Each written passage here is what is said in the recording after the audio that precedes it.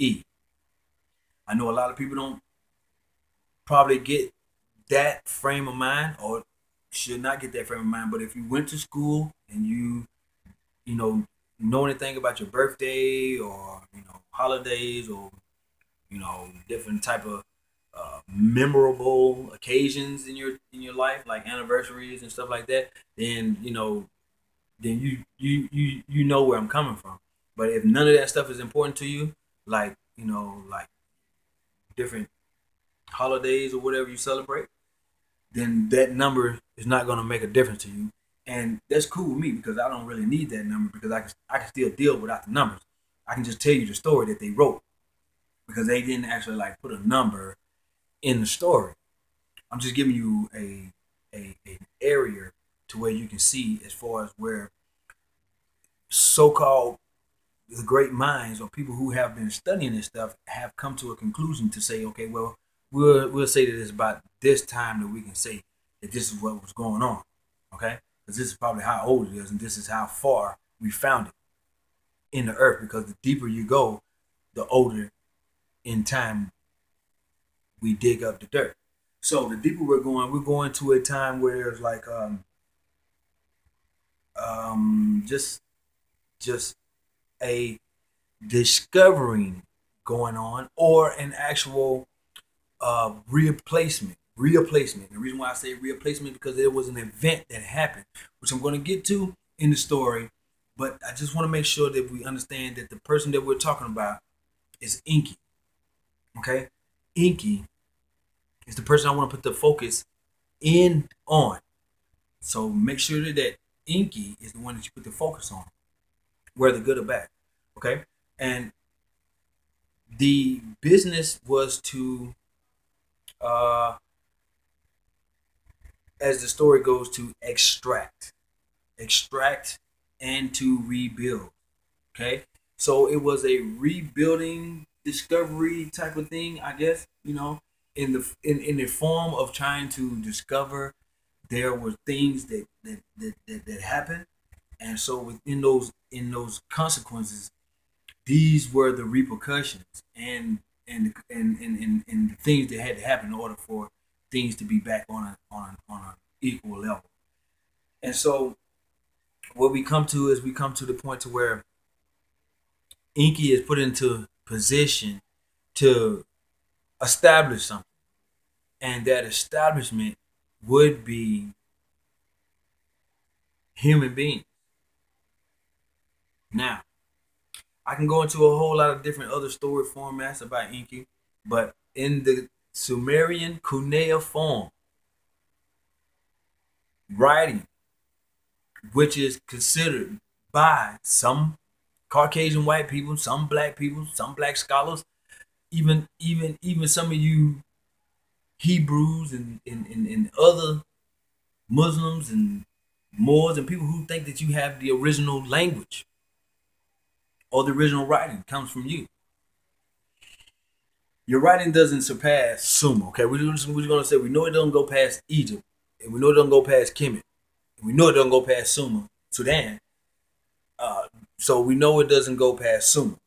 Okay, if it doesn't go past, we'll just say, if you can't get past Sudan, you can forget. So we're gonna deal with Sumer. So if your language is not older than Sumerian language, then you can cancel it. So I see a lot of people who are trying to add their language onto Sumerian language, but not dealing with the stories. Because when we deal with the stories in the Sumerian language, you have to start admitting to certain things that you wouldn't normally admit to. Okay? And one of those things is that if you're saying that your language comes from a form of Sumerian cuneiform, which is a wedge or pictographic script, which is one of the oldest types of pictographic script, then you're saying that your language actually comes from the gods. Not one god, not two gods, but a whole host of gods, which are called the Anunnakis, or the Elohims, or the Elyon Els, or whatever you want to call them. Yahwehs, or the Melchizedeks, fathers of time, the paradise princesses, whatever you want to call it. Okay? What we're going to do is we're going to see that those same Elohims or Els or Bels are the same Sumerian gods that you're trying to run away from, which is Enki.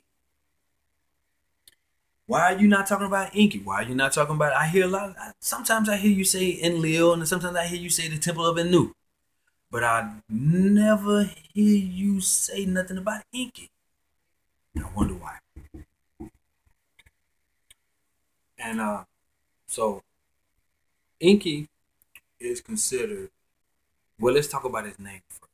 Let's get his name down packed so we can understand what's going on, and you can get a full meaning of his name. N, okay, En. N is a whole, like, complete name in itself. Okay, it's like a title. It's like a badge of rankship. Okay, it's like, okay, when you say N, you saying like divine or Lord, or, you know what I'm saying, or God.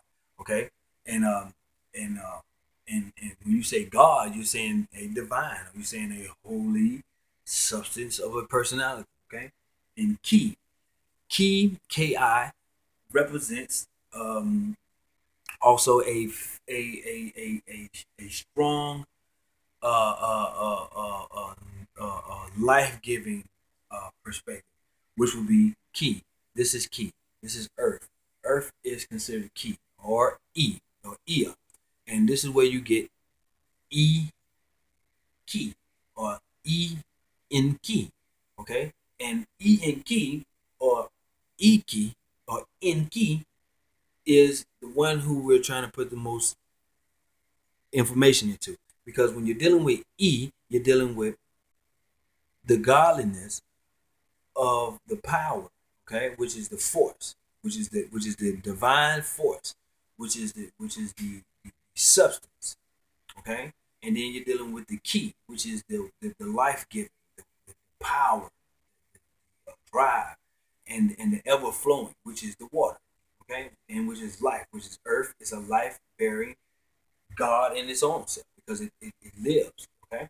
So it also has the same type of force as the sun itself, because it is a living sun. It also has a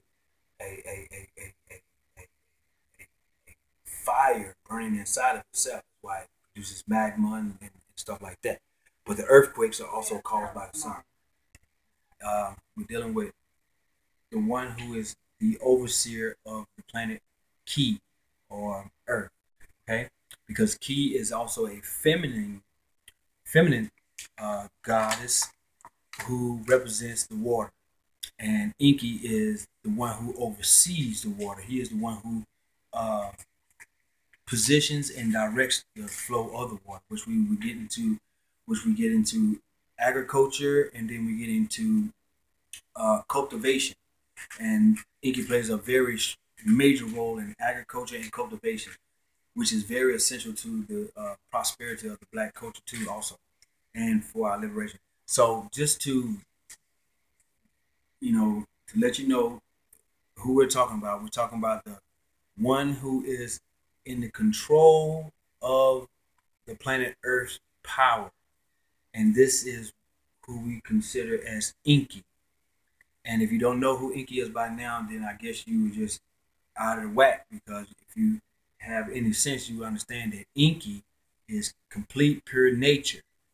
It's the complete pure power of Earth, using her power to heal herself and also eliminate anything that would cause to harm her. And she will always protect her children, which are a part of her. And that's why we always say that the black woman is God, because Mother Earth is also considered as a black woman who gave birth to black people. So this is why we praise her, and I want everyone to understand that. So we're dealing with Enki, and we're going to continue to deal with Enki in our next lecture.